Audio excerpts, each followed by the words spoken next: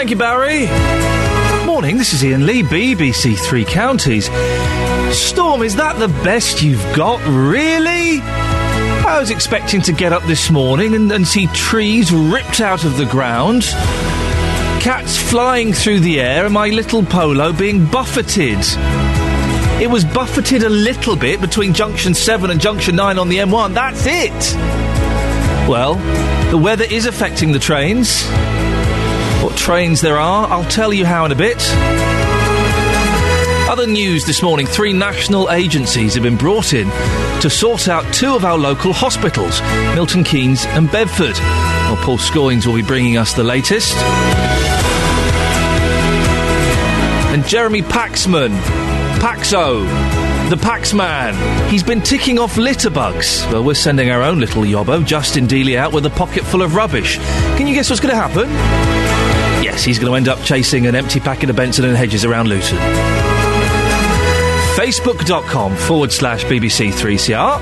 You can send me a text, 81333, start your text 3CR, or you can give me a call, 08459 455 555. Across beds, hearts and bucks.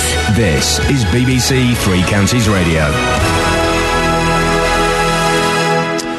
The storm, which... are we going to do the storm, or should we play a song first? What do you think? Should we play a song first? Let's play a song first, shall we? What a weekend it's been. We lost Lou Reed. It's been a terrible weekend for me. My aunt died, the rabbit died, and now Lou Reed has died. Terrible. To top that, I come in this morning and see John McVie, the bass player from Fleetwood Mac, has got cancer. Oh, dear. Well, we thought we'd play a Lou Reed song, and we didn't want to do the usual Perfect Day. Thought it was a little bit too maudlin, or Walk on the Wild Side, a little bit too obvious. So we thought we'd go for something a little bit more joyous. You don't hear this on the radio very often. Ah, Lou Reed passed at the weekend, and most of the papers... Listen, I wasn't a huge Lou Reed fan, but wasn't the world better knowing he was around? Most of the papers paying tribute to Lou Reed, apart from the Mail, which takes this opportunity to have a swipe at his gay and drug lifestyle. Thanks, Daily Mail. Nice one. Well done, you guys. Now, the storm which has hit overnight is causing problems across the 3 counties, and the trains are no exception. Greater Anglia are warning there'll be no trains before 9 a.m. There'll be no East Midland trains at all between Bedford and St Pancras and Bedford, and a reduced timetable running from Bedford North. And Chiltern Railways are planning a full service but warn of disruption if trees get blown onto the line. Well, we can catch up now with Francis Thomas from London Midland. Good morning, Francis. Good morning, Iain. Francis, what's the situation at the minute with your service? Better than we'd hoped for. Thankfully, we've managed to avoid the worst of the weather, and we're going to try and run as full a service as we can today. So as far as we're aware, are there any cancellations at all? Not at the moment. I was able to check about 10, 15 minutes ago, and we were aiming to run a full service. Now, inevitably, we're still in the hands of the weather, but at the moment, the high winds that we were expecting overnight haven't materialised, so we've been consulting with the weather service and Network Rail, and we're going to keep the lines open and run the best service we can today. What's the latest you've heard on the weather, Francis? It was a little bit, I don't know if disappointing is the right word, but the storm last night didn't really take off. Have you heard that it may yet get worse? Well, we were told at 3:30 this morning that as far as the London Midland network is concerned, we've managed to avoid the worst of things. Okay. So we did have plans potentially to cancel trains, but we've now gone back to the original timetable and said, let's try and run the best timetable we can today for our passengers. And just in case passengers want to keep in touch this morning, where's the best place for them to go to find out any latest developments? 3 places. Follow us on Twitter, you'll get the updated information on your phone. Go to our website or listen to your BBC local radio station. Francis, finally, why do you think some of the other train companies have not done as well as you have? You've kept the trains running, lots of them have cancelled. Why is that, do you think? In partly it's luck. You know, the wind can change direction and change. So we've been fortunate. We haven't got the coastal exposure that, say, Southern Railways have, or South Western or South Eastern. And that's always where the weather's going to be at its worst. Francis, I appreciate your time this morning. Francis Thomas from London Midland saying that the trains are running as normal at the moment there. He's of course, keep listening to BBC Three Counties Radio for the latest on what's going on. Did you prepare for the storm last night? We took in all our garden furniture. Took in the rabbit, that's a different story. But did you prepare? I was very disappointed this morning to wake up and find it was just a bit breezy. and there was some rain. Morning, this is Iain Lee, BBC Three Counties Radio. Is that the storm? Is there any more coming? We'll get the weather in about half an hour, but disappointing. It was a bit blustery on the M1, but really, what did you do to prepare for the storm? Have you woken up and gone, oh no, is that it? Is that it? We knew it was going to be a damp squib, didn't we? Well, by the way, what is a damp squib? Bill Sheldrake, BBC, Three Counties Radio. Bill, come on, admit it. You're disappointed when you woke up this morning and you saw trees were still in the ground, weren't you? Well, I'm not supposed to be here this morning. I've been brought in as an extra pair of hands for BBC Three Counties Radio, and yes, I am disappointed. So you're an extra pair of hands relief? Is that... so you've come in to fill in for someone, have you? Well, yes, that's right. Let's go to the details of the operational arrangements. But it's good to have you on board again, Bill, and good to know that we can count on you in moments of emergency. Well, that now puts pressure on me. I'm now feeling incredibly nervous. I was feeling okay before you said that. Well, you better be darn good in the next 15 minutes, mister. Speak to you soon. Ta-ta. Love a bit of Fleetwood Mac. John McVie's not very well. They've had to cancel their tour of Australia and New Zealand. The bass players got cancer. So, get well soon, John, and this is for you. This doesn't get played on the radio very often at all. About 30 seconds into it, you'll realise why, but this is fantastic. Bit of Tusk. Morning, this is Iain Lee, BBC Three Counties Radio. Now, there have been more developments over the weekend involving Bedford and Milton Keynes hospitals. Firstly, 3 national agencies have been brought in to try to resolve their problems. Our political reporter Paul Scoynes has been following developments and can tell us more. Good morning to you, Paul. These national agencies, what are they and why have they been brought in? Well, they are Monitor, which regulates healthcare and is almost like the sort of Overwatch board for foundation hospitals, the NHS Trust Development Authority and NHS England. Now, they're worried that the current provision might not be able to meet the needs of patients in Bedfordshire and Milton Keynes in the future. Now, you might wonder why you have to have so many people involved in a sort of circumstance like this. Here's the official explanation. Monitor is involved because Milton Keynes is a foundation trust and it's in breach of its licence by predicting these large losses of £17 million this year. The other organisation, the NHS Trust Development Authority, is supporting Bedford Hospital NHS Trust to address a range of issues in clinical and financial areas, and that will hopefully help it to achieve sustainability in the long term. And NHS England is responsible for the 2 local commissioning groups, which of course the way that hospital services are commissioned changed earlier this year, and the structure of these clinical commissioning groups. So NHS England is responsible for those areas. So it is a large-scale sort of intervention, if you like. How concerned are Milton Keynes about this predicted overspend of £17 million a year? Well, they had a meeting last week at which the new chairman, Chris Mellor, who incidentally, Ian, was the deputy chairman of Monitor until fairly recently, so fairly well connected, he said that the trust's finances were only going to get worse before they got better. The recent accounts put this deficit at around £8.8 million. They knew it was going to get worse, as there is almost, and it's a horrible phrase, but a bit of a perfect storm of reasons coming together at the moment. You've got reductions in funding, increasing demand from patients, and it's getting towards winter, which is the Trust's busiest time of year.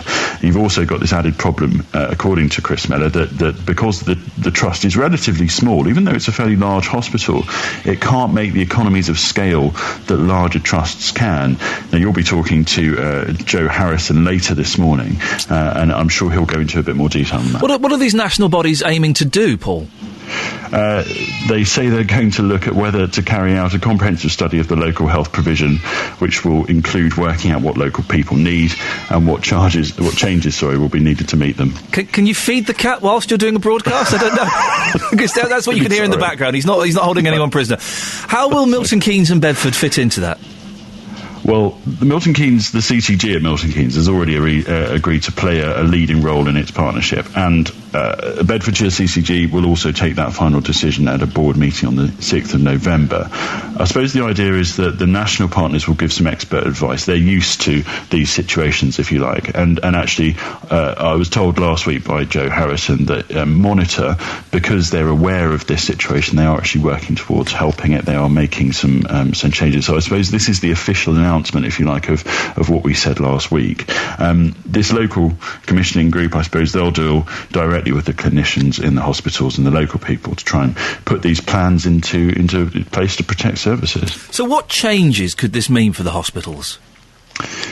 Well, there's always been talk of a merger, I suppose, and that has come up relatively recently. However, Beds CCG earlier this week on your programme said there wasn't going to be one. Chris Mellor said he wasn't convinced by a merger. Joe Harrison did tell me, though, there might be some more sharing of services. He said that Bedford Hospital does some things better than Milton Keynes, and indeed Milton Keynes does something better than Bedford, and it would be silly not to be able to take advantage of that. I think we'll know more after this meeting in early November. I think the prognosis for both hospitals in the long term is that they will continue to provide services. Milton Keynes is going to have a revamped A&E, which will be sort of there'll be sort of plans to start that fairly soon. That's going to cost at least £20 million, and that will be quote a common door. So you will turn up, and if you need some GP services, or if your ailment is better treated by GPs, there will be GPs there to treat it. It won't be like a doctor's surgery, but they're basically saying that it's much cheaper to treat some conditions with GPs than it is with A&E doctors. So they're looking to really quite radically change the way that A&E operates there. I think, the question still is in the balance about what happens with children's services, of course, which have been moved, or certainly some of them have been moved to Milton Keynes after the paediatric department was so radically overhauled at Bedford, which we've covered in great detail. So I think we'll know more in November, and certainly we will wait to see what Monitor say and the other organisations about what happens at Milton Keynes. Paul, thank you very much. Go and feed the cat, please. Poor thing. 08459 455 555. Call 08459 455 555. BBC Three Counties Radio. Morning, this is Iain Lee, BBC Three Counties Radio. I'm going to play a song, and then after that, Catherine Boyle, who's there... Hello. ...and I will do the papers. If you want to join in, this bit's kind of a little bit... I won't say sloppy, because that makes it sound not very well thought out. No, sloppy is the perfect word. Loose. Loose. Sorry? It's not sounding good, is it? No, it's getting worse. If you want to join in, give us a call now, and you can. 08459 455 555. Now, I haven't heard that song for years, and I used to like that song. I even bought the album. The album's not very good. And I thought, I wonder if I still like it. I do still like it. It's passed the test of time. A little bit of Macy Gray. Where is she these days? Apart from doing the voice of Marge Simpson. Where is she? No one knows? I don't know where she's gone. She was the thing at one point, wasn't she? She kind of blew it a bit, I think. Didn't she? Well, I don't think she was very interviewable. Or performable. No. She had distractions, I think was the polite way to say. that's the way to say it. Morning, this is Iain Lee. Catherine Boyle is here. 08459 455 555. If you want to just chip in, you can just chip in. We're looking at the papers. A lot of it's about the storm, kind of the storm that never was. Although the Sun, blew murder, as in blow, chaos over 90 miles per hour winds, UK warned of worst storm in 26 years. Even Michael Fish says, don't go out. What do you got there? The front of the Express. 24 hours of storm chaos. Do you know what the storm chaos was in my back garden? I had to put a plant pot against the shed door. Wowzers. Yeah. Wow. Kept blowing open. Yeah. So it's going to rip that thing off. It's not really blown off, has it? No. It didn't really blow off last night, and that's... I'm disappointed. Well, I don't want people to have their cars damaged and roofs blown off. I still would have liked to have seen a few trees uprooted. Fences. I mean, my fence is ropey. Yep. Nothing's... If you've been disappointed by the storm this morning, we're having a phone-in about a storm that actually never was. Well, hang on a minute. Don't say that. Remember what happened to Michael Fish? No, I'm going to... You're quite confident nothing's happened? I'm going to come out as... this is not official BBC propaganda. I mean the BBC line, by the way, dear listener. The storm has been a damp squib. It's been a disappointment. Shame on you, St Jude, for that's what they were calling it. You're a storm denier. I am a storm denier. It won't happen. What else is in the papers, Catherine? Shut down, train suspended, flights cancelled, roads shut, 20 miles... that's the same thing. 90 mile per hour storm brings travel chaos for millions. We've got some train companies coming on this morning. Yeah. We've got some train companies that aren't answering their telephones. Yeah, First Capital Connect, I've left a few messages and I'm just waiting to hear back. Maybe they're just really, really busy. But with all the other local... Maybe Hart got to them before we did, and they're giving an exclusive in between the tedious new Robbie Williams and Ollie Moores singles, as they do. But as far as we know, no trains from them before 9 o'clock this morning. Or Greater Anglia, who I know have stations at Cheshunt and Broxbourne, is that right? Yeah, Check sure, before why you not? travel is probably the right way to go. Or maybe they've just decided, you know what, there are no trains this morning, let's all come in late. I'm sure they wouldn't do that. Let's not bother coming in and answering press questions as to why there are no trains. Prince Charles is in a lot of the papers, isn't he? He is, yeah. There's a number of different angles they're going at Prince Charles with. I was interested in this one from the Daily Express. Yep. Yes, the Daily Express. They love their royal stories. Selena Scott and Emma Thompson, the other women, that's in quote marks, who are a rock for, again, quote marks, flirtatious Prince Charles. If this were 1987, they would be described as posh totty. Yeah. But it's not. Let's so not call them that. They're just women who are friends with Prince Charles. Okay, they're not posh totty. Are you not allowed to be friends with the opposite sex then? No. No. It's difficult, isn't it? Because if you are friends of the opposite sex, there will always be one of you, generally the man, but not always, who wants to... take it further. I nearly went back to 96 and bonk, but no. Generally, there will be one, I think, that wants to bonk. Do you know, I would have thought you were wrong once upon a time, but I had a lot of male friends in my teens, and I'm not massively close to them now they're all married. Yeah. Not through anything I've done. Okay, but the Prince Charles is in the Telegraph. He's whinging about being the king. Get over it, mate. You've been in training for this job all your life. You've been doing work experience all your life, and then the moment there's a hint that you might get a paid job, you go, oh, I don't want it. Oh, I don't want to do it. Well, think about all that. I tell you what, Charles, while you're sat in your luxury heated Sandringham Palace or Buckingham Palace or Windsor Castle, think about all those old people that can't afford to heat their homes this year, and then start whinging. But at the same time, you've also got the fact that he was very famous early on, and some of us know what that was like, to be famous beyond your wildest dreams, all of a sudden. Guess what? You know Great Anglia are coming on the show later on? Yeah. They're not coming on the show later on. Oh, why? Great Anglia are not coming on now. They've been called into a conference. Oh, how odd. This is the lady who was reluctant to come on, was she? Well, she just said to me that she didn't want to be held over the coals for not running a service when others were, and I said, well, there is a reason, isn't there? And she said, well, we run a different geographical area. I said, well, that's fair enough, come on. OK, she said.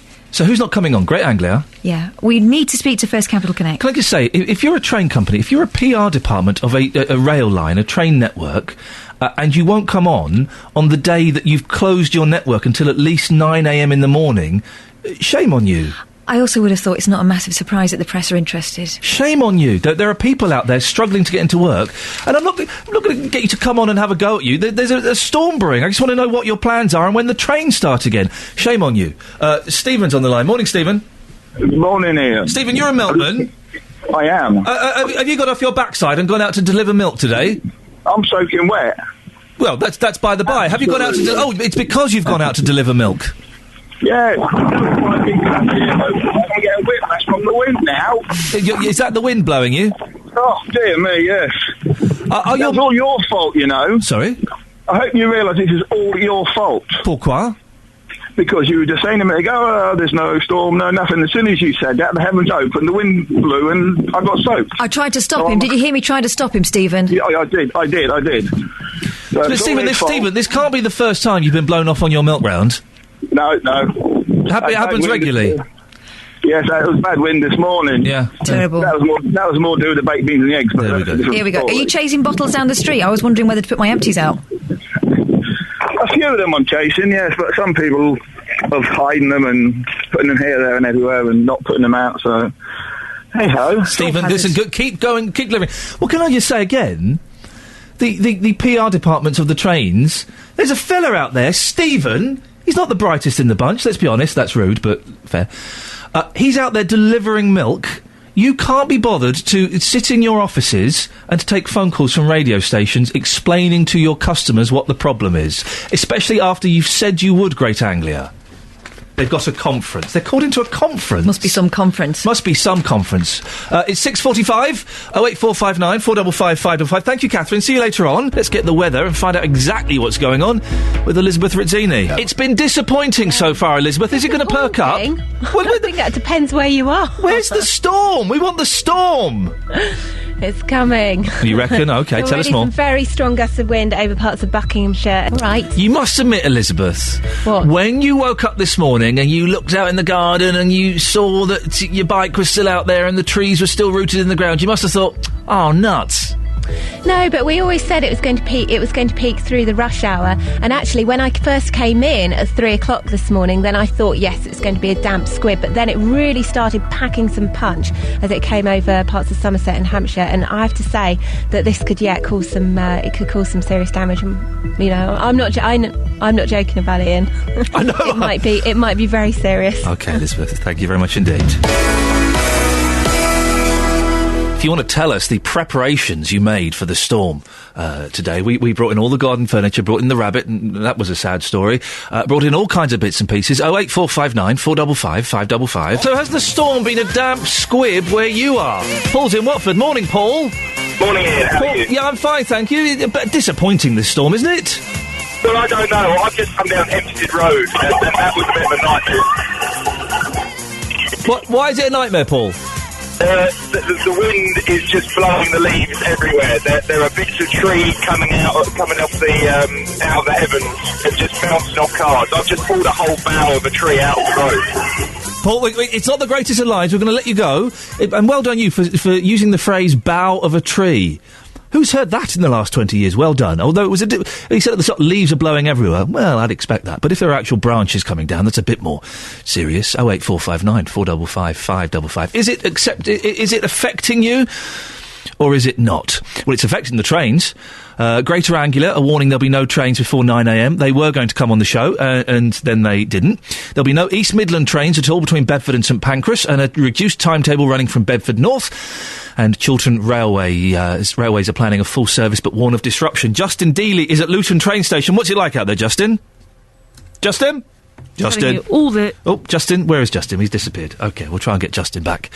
We've sent it. Justin, are you there? Hello, Ian. Yes, what's it like out there, blowy. Boss? Very, very blowy. Yep. It's all right for you sitting in your nice warm studio, but Beautiful. It is blowy out here. OK. Not quite a great storm, I would say, but certainly wet and pretty blowy. Not particularly nice, Ian. Okay. Not nice well, at all. You've been talking to people. They're still turning up at the train station, aren't they? Yeah, I mean, incredibly. We have been talking about this for days. The warnings have been in place for days, but people are still turning up at Luton train station, expecting to get their trains. First Capital connects. They have no trains until 9 o'clock at the very earliest. I have been talking to those passengers, and here's what happened. Well, Patrick, you're here at Luton train station this morning to catch your train into London, but sadly no trains. Did you obviously not know in advance what was going on this morning? Well, I had no idea. I listened to TV, but I looked on a website and it says that there were some trains, so I thought I might take a chance. Okay, so what now? Probably got to go back home and work from home, I think. Try and find something to do. I mean, all this talk about this storm, you've walked to work this morning. Do you think it's really that bad? Should the trains be running? I thought they should have been, because walking here and looking out the window this morning, I didn't see that bad. There wasn't any trees falling over, there wasn't any leaves. And I walked from Bedford, New Bedford Road to here, and there was no problem. If I told you that London Midland, their trains are running into London, but yours is not, how would that make you feel? Not very good, because I don't know if they use the same line, but they go into the same place, so I'd expect similar service, which is getting people to work. Well, I'm just about to let people I work with know that I'm struggling to get in. I can work from home. I can do a lot of work on the phone. I've got a remote link now via Wi-Fi, so I'm not, I won't drive in. That's a racing certainty. What about the bus outside? A bus travelling to London? Don't fancy that either? Not really, no. I choose to travel first class because for the extra money that I pay, my firm don't pay it, I get my own seat, a bit of comfort, so I do avoid the masses, and the bus would seem to be, contrary to that policy. But the good thing is for you, like many people now, times have moved on, as you say, with your networks, you can work from home quite successfully now, so it's not the end of the world, is it? Exactly, and I do get concerned that we live in this on-demand world where people just expect things to happen regardless of maintenance issues, reliability, the elements. I kind of look at them and think, well, come on, things break down, we do get exceptionally diverse weather patterns now, and getting angry about it, I don't think really helps. You're very, very calm. Just lastly, as we can see from the screens there, trains were cancelled from midnight, and approximately 9 o'clock the trains will start running again. So why did you turn up today? Did you not know in advance that the trains were cancelled? To be honest, I was in bed well before 10 o'clock. I was out last night. The weather looked fairly clement, calm, This morning looked like it's raining. There's no evidence of any wind here, so presumably they've got problems further down the system. I don't know. Is the honest. So you just turn up thinking it's business as usual. I'm in a routine, aren't I? As we all. Well, listen. Have a good day from home. Thank you very much. You will. Well, he was a very calm gentleman, wasn't he, Justin? He was. I think as the morning goes on, I think obviously more and more people waking up, hearing the news on the radio, seeing the news on TV. But that warning was in place for days, of course, and it was announced there would be no First Capital Connect trains last night. So people still turning up today. Of course, they can get a bus into London, but most people, of course, would just walk home and work from home. Justin, just going off on a tangent, if I may, there's a great story in one of the papers today about Jeremy Paxman, the Newsnight presenter.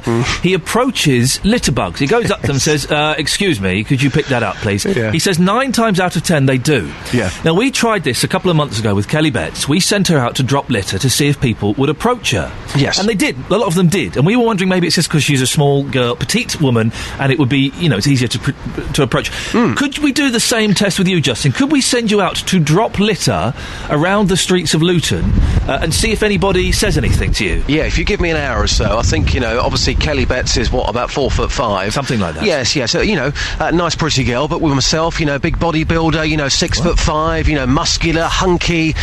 Whether we'll get the same sort of attitude, I don't know. OK, Justin, we'll speak to you later. Thank you very much indeed. Morning. It's Iain Lee, BBC Three Counties Radio. The storm, well, I was a little bit disappointed. It was blustery driving on the M1 this morning, but that's it. But have I underestimated God's mighty wrath? How is the storm affecting you, if at all? 08459 455 555 is the phone number. Certainly affecting the trains. We'll have the latest on that in a few minutes. Other stories this morning. 3 national agencies have been brought in to sort out 2 of our local hospitals, Milton Keynes and Bedford. And we'll find out exactly what's going on there. And Jeremy Paxman's been ticking off litterbugs. So we're going to send out our own little yobbo, Justin Dealey, to throw litter on the streets of Luton and find out if anybody is brave enough to approach him and say, "Oi, pick that up." What would you do? Facebook.com/BBC3CR. You can send me a text, 81333. Start your text 3CR. Or you can give me a call, 08459 455 555. Across beds, hearts and bucks. This is BBC Three Counties Radio. When it's something like a storm, and I've not been outside since 5 o'clock this morning when I arrived here at work, and I'm stuck in my bunker. I can't really see what's going on, so I'm completely dependent on you getting in touch and letting me know what's going on out there. You are my eyes and my ears. 08459 455 555. Ross is in Hemel. Good morning, Ross. Morning, Ian. How you doing? Yeah, I'm fine, thank you very much. The storm was nothing when I drove in. I laughed in the face of it. What's happening now? Yeah, I was laughing, actually, as I was listening to the radio, because not a lot was going on, but then within sort of 5 minutes, there's small branches flying around, hitting the windscreen. It's pretty mad. And then a tree come down. Well, just sort of behind me, I saw it happening in my rear view mirror. Did you see the tree come down? Yeah. Wow. It just flew straight down. So obviously I pulled over. Yeah. And now I can't turn back to get home, so I've gone the other route on Hemel Hempstead Road. Right. So Redbourne Road, yeah, I wouldn't bother with that if you're on your way to St Albans Station. Okay, so but are you still planning to go to work, or are you bottling it and going home? No, yeah, I'm bottling it and going home now. I'll be waiting at the station for a couple of hours for a train. Right, so. Okay, so you'd have been getting the train in, and it's not worth that. Are you able to work from home, Ross? I'm not, fortunately.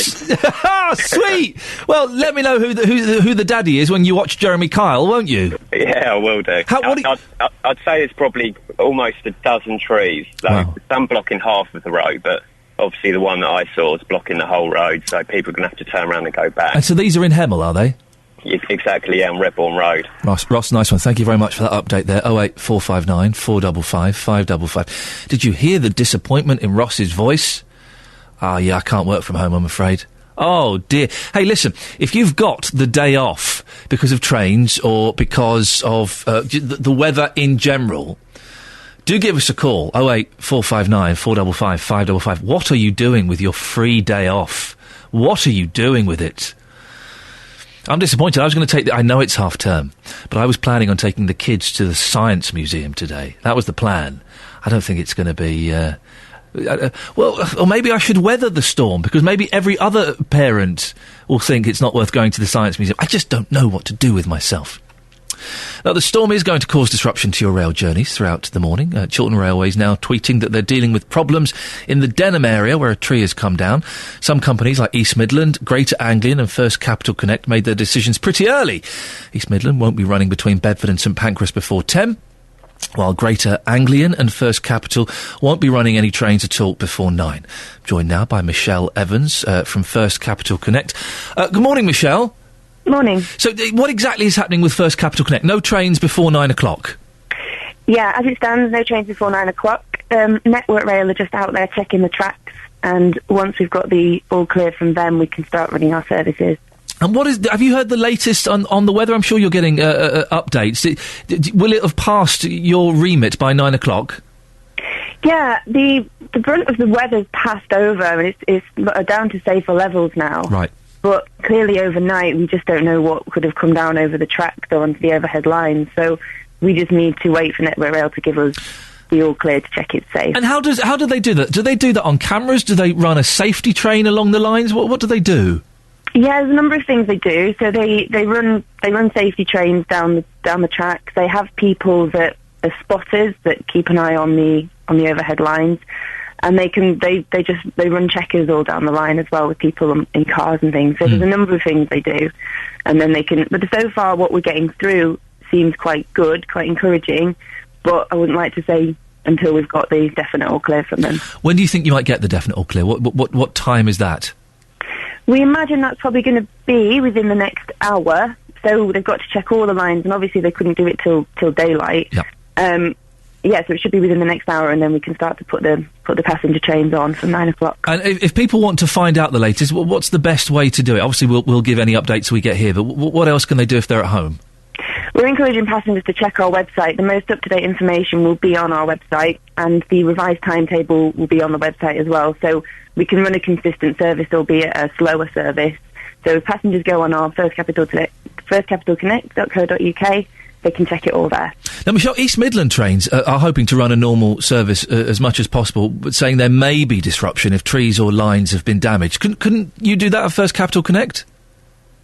Sorry, what was that? East Midland trains are hoping to run as normal a service as possible. Why couldn't First Capital Connect do that? Well, East Midland trains can run on the on diesel, but we've got to run on the overhead lines, so there's more risk to the overhead lines when you get weather like this, so we've just got to take extra precautions. OK, Michelle, thanks very much for your time this morning. Good luck sorting it all out. Thank you very much. There you go. You see, that's all you need, isn't it? Someone to come on from the train company and say, this is why we're doing it, this is what the problem is. We'll hopefully have it sorted out. So she's saying maybe in an hour or so we'll get the thumbs up to know that the trains are going to be run. 08459 455 555. How has the storm affected or not affected you? My boys were looking forward to it. Very excited. Looking forward to the hurricane. It's not a hurricane. Have you seen the humorless Channel 4 weather reporter Liam Dutton on Twitter? A man I once got incredibly angry because, well, some people say I look like Liam Dutton. I look like a white version of Liam Dutton. So I used a picture of Liam Dutton on my Twitter feed, and he got in touch saying, yeah, could you take that picture down, please? And I went, really? It's all right, you can keep it up for a little bit, but don't tweet any weather information. Well, anyway, Liam has been causing another furore on Twitter by challenging anyone who calls this storm a hurricane. It's not a hurricane, tweets Dutton. For it to be a hurricane, the sea has to be something like 26 degrees or something, although that can't. Anyway, it's not a hurricane, it's a storm. It's not even a storm. It's disappointing, isn't it, Bob, in High Wycombe? It is a bit, well, I'd say it's a bit disappointing. I've just seen something horrendous. Go on. I'm on the A404, going southbound, and just at the Henley turn-off, the northbound carriageway, a tree come down, it's blocked both lanes of the northbound carriageway, and it's crushed a car on the southbound on the outside lane. Oh dear, oh dear. It's queues both ways. I bet it is. The northbound's completely closed, and the southbound's very, very slow. Oh, a tree has come down and blocked the road and crushed a car. Yeah, it's crushed the car. It's hit the car on the southbound. So it's gone straight across both lanes of the northbound, over the central reservation, and embedded into a car on the southbound. Without getting too macabre, did you see any passenger in the car or a driver? Do you know what their condition is? I don't know, unfortunately. There's a lot of police about. Yeah. A lot of people with high-vis jackets on. Bob, listen, I appreciate your call. Thank you. A reminder, of course, that these storms can be pretty dangerous. It looks like things are happening. 08459 455 555. This is BBC Three Counties Radio. This is your place to find out exactly what's going on in your area. We had reports of trees down in Hemel. That was Ross, I think, wasn't it? Did it actually happen? Or is Ross just using us as his alibi for not going into work? Well, Nadine's in Hemel. Good morning, Nadine. Good morning, Ian. Do you back up Ross's story about trees falling down? It's bedlam round here. Really? Yes, I live in the Gadebridge area of Hemel and I work in Watford. Right. And I've just tried to go through the back lane from Boxted Road that takes you through Winkwell down to the A41. Yes. And that is blocked by a tree across the road. So I've changed route. And I've come up Box Lane to go through Bovingdon High Street, and there's a huge tree that's come down across the road just as you're coming out of Bovingdon High Street. So I've now had to turn round again. So I'm just going to try going to Watford on the A41 now and see how I get on with that. But there are trees down all over the place here, and the winds are very, very gusty. There's leaves everywhere, so they're flying all over the road. So I would advise people to just be, very careful when driving. Nadine, listen, thank you for that, but you've missed an opportunity here. You could have pulled a Ross and used BBC Three Counties as your alibi and said, I've tried every way. I'm stuck in Hemel. I'm landlocked in Hemel. I can't get to work, sir. You silly sausage. Well, I'll tell you what. Go on. Under any other circumstances, I would be in a panic now, but I forgot to change the clock on my alarm, so I'm actually up an hour earlier this morning. So I'm not in a panic because I've got time to find other ways to get there. Oh, well, in that case, your foolishness has paid off, Nadine. Thank you very much indeed. So it's all happening in Hemel, apparently. Shirley's in Harlington. Morning, Shirley. Oh, no, we've lost Shirley. We'll try and get Shirley back a bit later on. I had to be up at 4:45 on Sunday, the morning of the clock change. The clock's going back. I've got a new digital alarm clock, DAB alarm clock. And in the past, my DAB alarm clocks have reset themselves. So I set the alarm, 4:45, got up, started getting dressed, looked at my watch, which I had changed the night before. It was 4:45. The flipping DAB hadn't reset it. I was up an hour early. I went back to bed and moaned for an hour. So you are my eyes and ears this morning. When I came in, the storm was nothing. I was laughing in the face of it. It turns out it may have taken a turn for the worse. We hear that Hemel is landlocked. It's like that film, Escape from New York. You can't escape from New York. You can't escape from Hemel. You're ring-fenced in by trees. Well, Shirley's in Harlington. Good morning, Shirley. Morning, Ian. How has the storm affected you? Well, at the moment, I went out about 6:30, 7:15, and there was nothing. There was a lot of wind and leaves flying everywhere. And then I went out upstairs, looked out my bedroom window, and I thought, what's that all over my back lawn and garden? And some panels have come off my carport and broken up and smashed all over the back garden. Got fence panel down, popped down. That's going to be expensive as well. That's going to cost a few quid, Shirley. I know. But, to say that it's not strong, it is at the moment. It is very strong. I am retracting my it's not strong statement. I may have brought this on. Earlier on, I was challenging the storm to do its worst, and maybe I've invoked some form of... did you do anything? Yeah, I did. Yesterday I went out and picked loads of things up, put loads of things away in the shed, etc., and checked that the pots were safe and that, but... It's like a wind tunnel down the carport at the side of the house, so obviously it's just there and it can't get out, so it's just doing its worst down Shirley, under the carport. I appreciate your call this morning. Hopefully there'll be no more damage to your property. 08459 455 555. How is the storm affecting you? I think some places are going to get off completely scot-free. Some places it'll be a bit windy and there may be a few more leaves in the front garden, and that's going to be it. But it's sounding like now that for various places, Hemel in particular, it's getting pretty nasty. John on Facebook says, Britain needs to man up. Just a bit of wind. I don't think we can say man up anymore. Drake has said on facebook.com/BBC3CR, this is so far a Category 1 storm on the Drake scale. I lost one fence panel so far. I'll keep you updated. Brenda says, it's arrived later than forecast. It's just getting started now. I think you may be right there, Brenda. It could be just getting started now. We're going to get the latest on Arriva buses through Luton in a moment to find out how they've been affected, if at all, by the weather. But before that, we've been getting some reports of idiots endangering passengers on Luton's new busway by leaving objects on the line. I can't believe people are doing it. Well, I can believe it because people are stupid. Drivers have reported bricks, rocks, empty wire reels, you know those huge giant bobbins for wire, being left in the path of buses.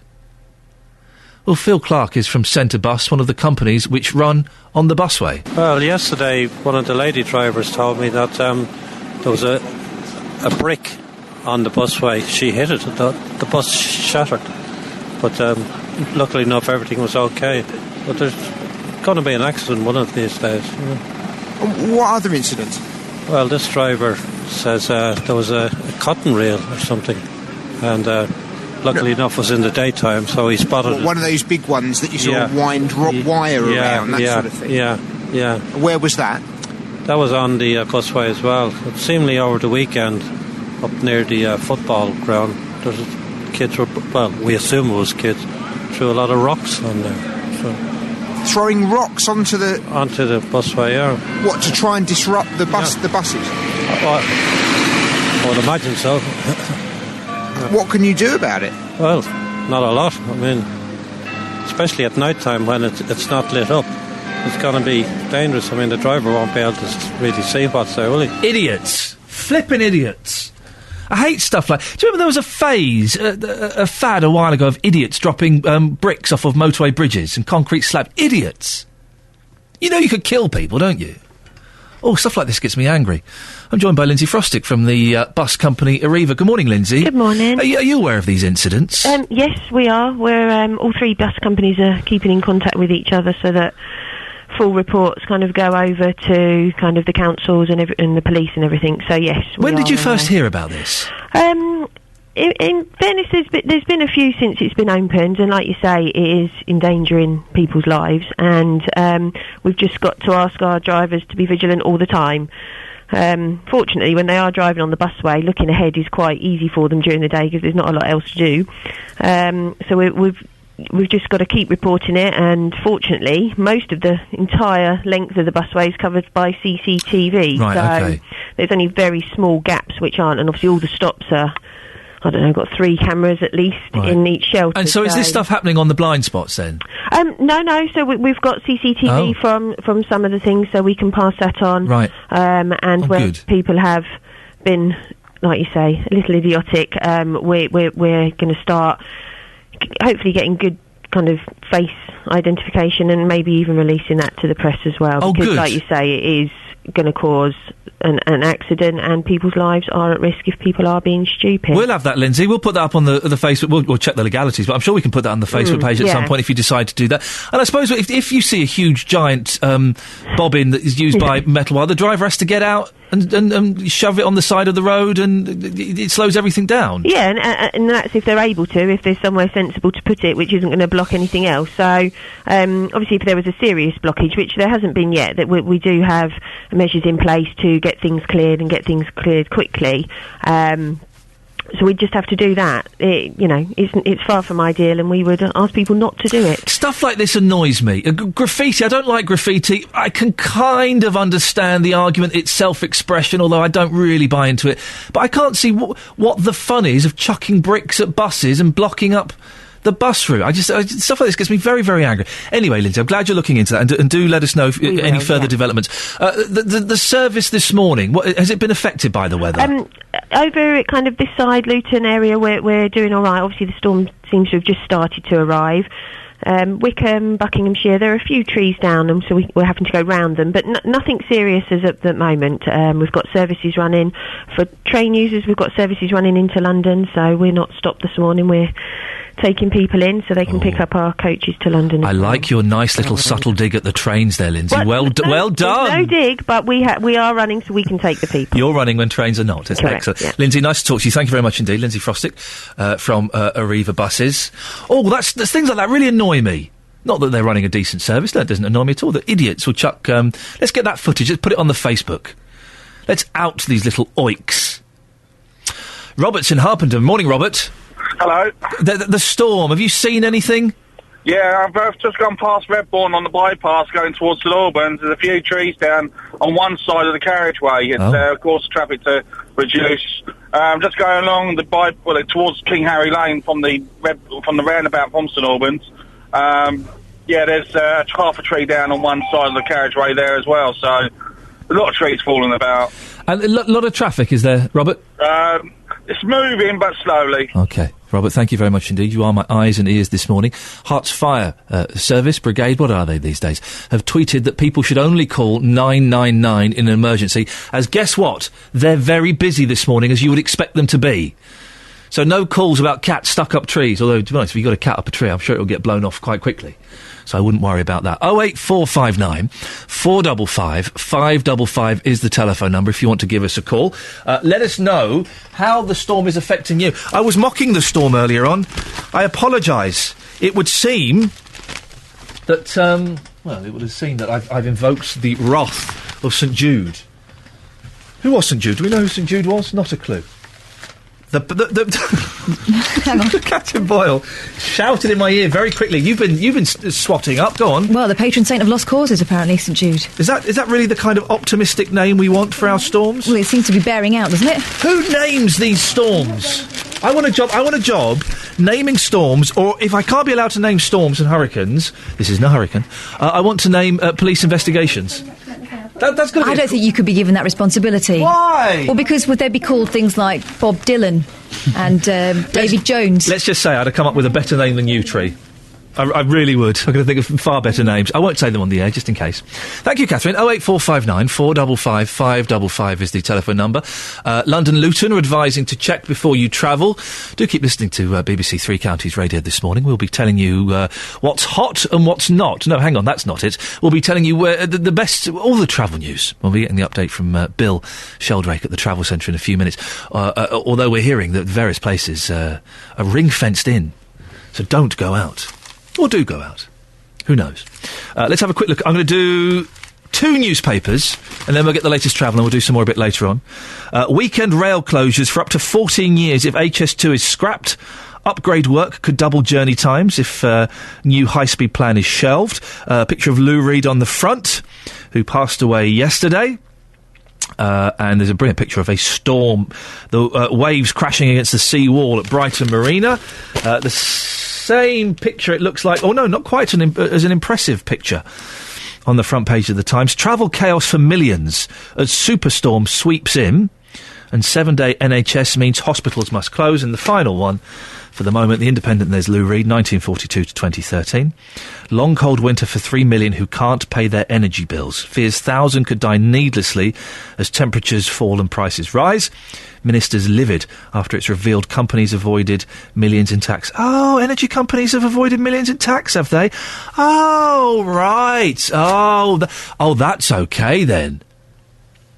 08459 455 555. And let's just do the Telegraph to get out of the way. That same picture from Brighton Marina. Did they only have one photographer? Storms bring chaos for millions. Lou Reed died, and BBC sports events are under threat unless it cleans up its act. Did you hear Gavin Shuker at the weekend? Gavin Shuker MP criticising the BBC. Good for you, well done, of course. But saying the BBC risks losing part or all of its licence fee. And then it mentioned because of things like the Jimmy Savile scandal. Hang on a second, Mr Shuker MP. Shame on you for invoking the spirit of a paedophile in your argument against the BBC. Hang on a second. What about those paedophile MPs? Who was that big lad The big fella. What was his name? No, you don't know his name, Catherine. The big fella. It was proved. It was proved. He's dead now. You can't libel the dead. It was proved. What about all the... Come on, MPs. Play fair. Play fair. Across beds, hearts and bucks. This is Iain Lee. BBC Three Counties Radio. Morning. We're getting your storm updates. I was mocking it earlier on. Apparently, it's all kicking off out there now. 08459 455 555 is the telephone number. If you want to give us a call, let me know how it's affecting you. Now, we're getting lots of stuff about trains and about roads and trees and things like that. How is it affecting your house, your garden? Let's kind of narrow this down a little bit. And tell me exactly how it's affecting you. 08459 455 555 is the telephone number if you want to give us a call. Call 08459 455 555. BBC Three Counties Radio. Now, earlier on we were speaking to Francis Thomas from London Midland, who was predicting good things about the train service.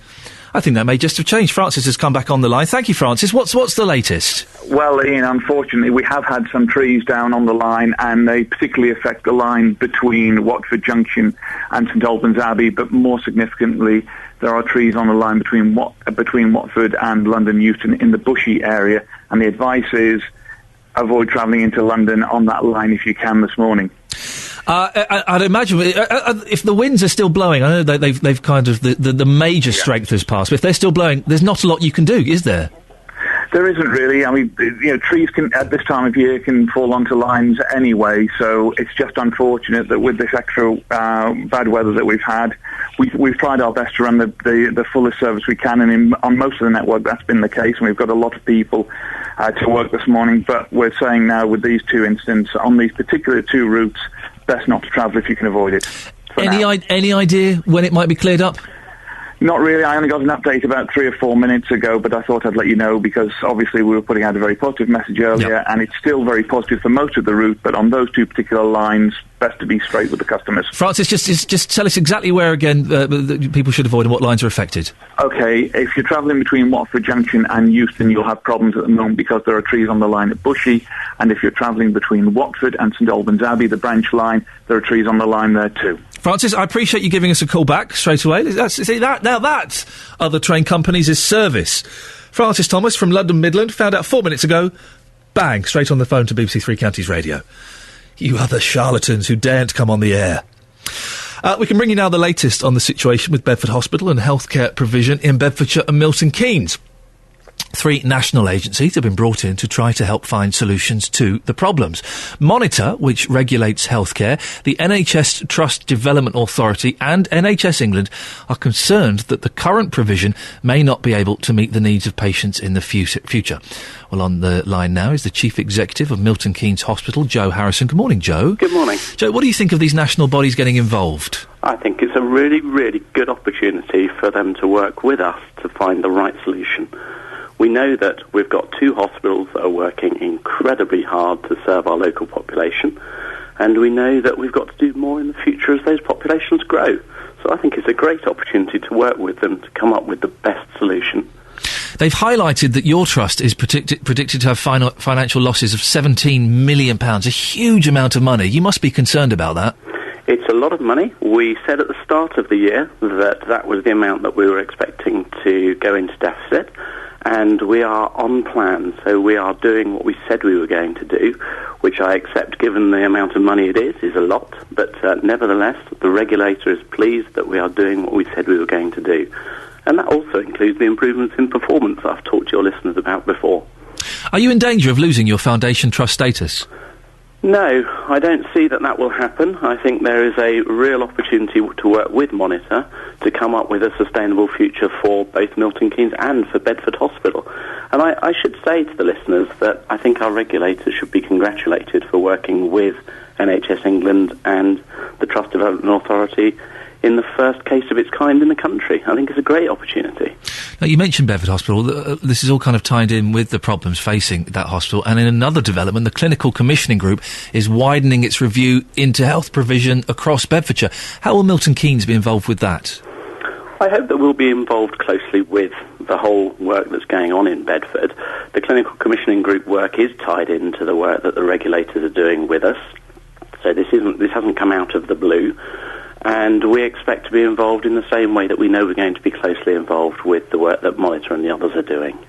Does this mean that some services will only be offered at one hospital and not the other?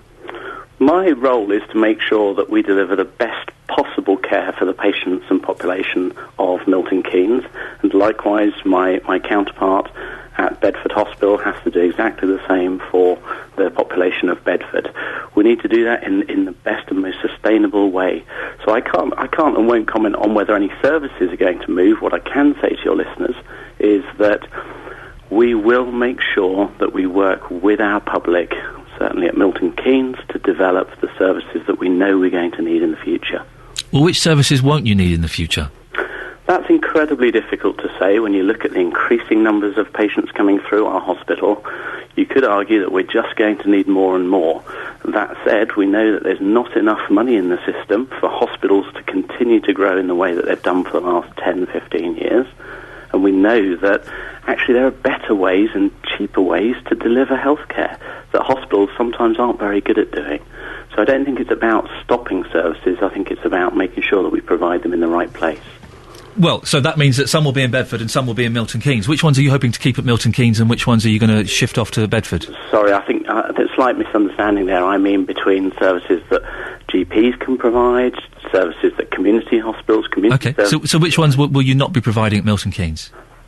I expect us to provide the full range at Milton Keynes in the same way that I expect the full range to be provided at Bedford. This is about services that are provided both in the hospital and in the community. So just to clarify, you won't be getting rid of any services at Milton Keynes Hospital? I expect that we will provide services differently in the future. What does that mean? Well, let's take a really good example of where in the past a patient will have come into hospital to get a specialist form of treatment, can now be seen in their GP surgery. So for those patients that in the past have come for some form of diagnosis or some form of, let's say skin condition, they know that they can now go to their GP and get exactly the same service but closer to home. So you are getting rid of some services at the hospital then? No, that's not what I'm saying. If you're not providing the service at the hospital but it's being provided at the GP... I see what you mean. You are getting rid of some services at the hospital? In the same way, the way you used to go in for a sort of hip replacement, that used to be an incredibly specialist operation, and you used to have to go to a national centre to have that. Now you can come to Milton Keynes Hospital and have that. And indeed, so what we're seeing is we're seeing services transferring into our hospital, and we're seeing services being provided elsewhere in the community. So do I expect Milton Keynes Hospital to see fewer patients in the future? Definitely not. Do I expect to see Bedford Hospital see fewer patients in the future? No, I don't. I think we're going to see different types of patients. Okay, it does sound like a very managerial speak way of saying that some services won't be available at Bedford Hospital. They will be available elsewhere. What I'll do is I'll talk about Milton Keynes. Milton Keynes, sorry, that's what I meant, yeah, sorry. So from a Milton Keynes perspective, I know that, for example, we're looking to hugely grow cancer services at Milton Keynes Hospital, because currently patients have to go to John Radcliffe and have to go to Northampton. Yes, you're talking about the ones you're growing. I'm more concerned about the ones that you will be farming out to GPs and other places. You've already said skin specialists. Let me assure the population of Milton Keynes that those services will still be available. But just not at the hospital? Absolutely will. And what I need to make sure is that as many services we can possibly make available are available to patients as close to their home as possible. So Joe, come on now. You are the managerial speak. So those services will be available, but just not at the hospital. And I suppose a question for your listeners... No, Joe. The question for Joe Harrison, the Chief Executive of Milton Keynes Hospital is, those services will be available, but just not at the hospital, question mark. As long as they are available, I don't mind whether they're available in the hospital or in the community, as long as they're available to the population. You may not mind, the patients may mind. So just to clarify, because your PR training is doing you well, but it's also doing you a disservice. These services will be available, but some services will not be available specifically at Milton Keynes Hospital. As long as my patients can access those services, I'll be delighted if they can access them closer to home. So I will translate into English. Yes, those services will be available, but some of them won't be available at Milton Keynes Hospital. And I'm quite happy with that, yes. But it took us 5 minutes for you not to say it.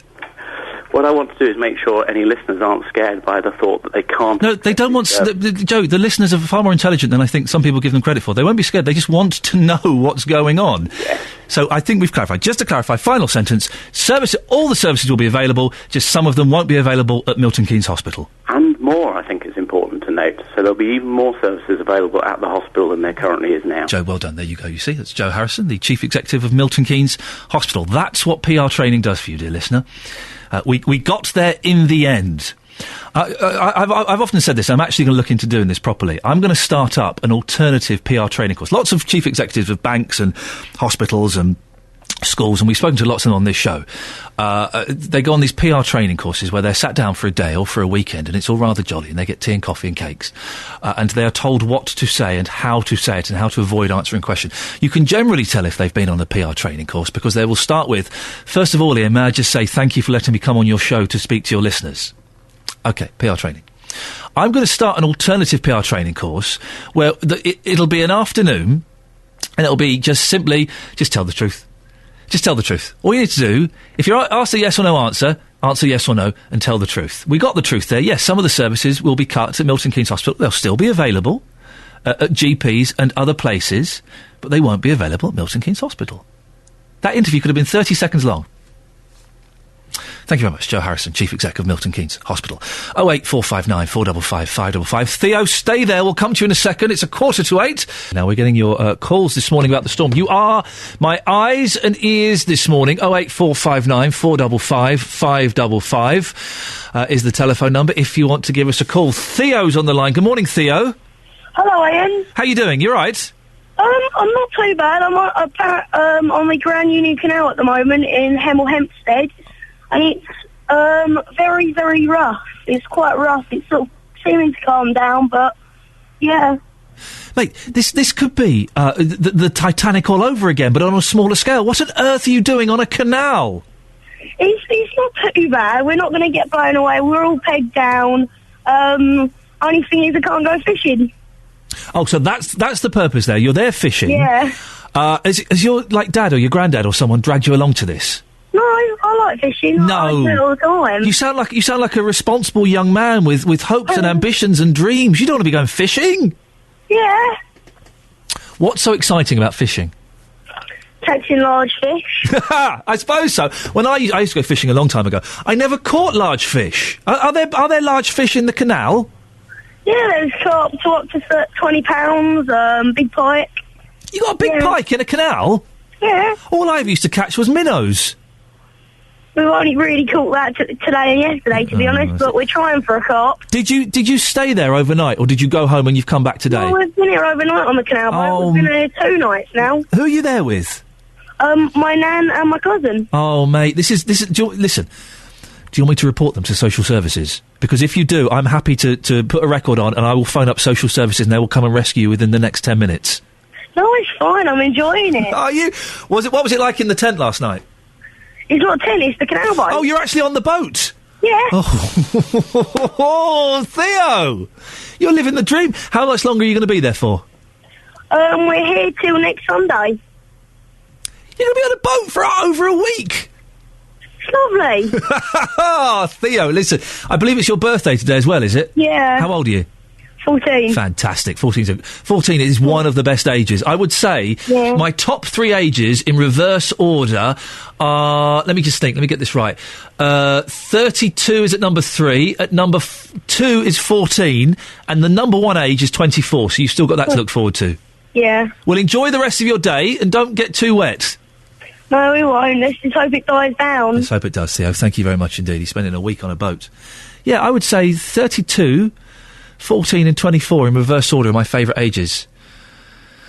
What are your favourite ages, listeners? 08459 455 555. If you want to give us a call on that. Across beds, hearts and bucks. This is Iain Lee. BBC 3 Counties Radio. We can find out the latest on another of the rail lines in Hertfordshire. The East Coast Main Line runs services through Stevenage from London to the north of England. This morning there are no services south of Peterborough. Well, on the line to explain why from the rail company is John Gelson. Morning, John. Hello, Ian. John, what's going on with you? Well, at the moment, things, as you've said, are not good south of Peterborough, including through Stevenage at the moment. There are no trains operating currently into or out of London King's Cross.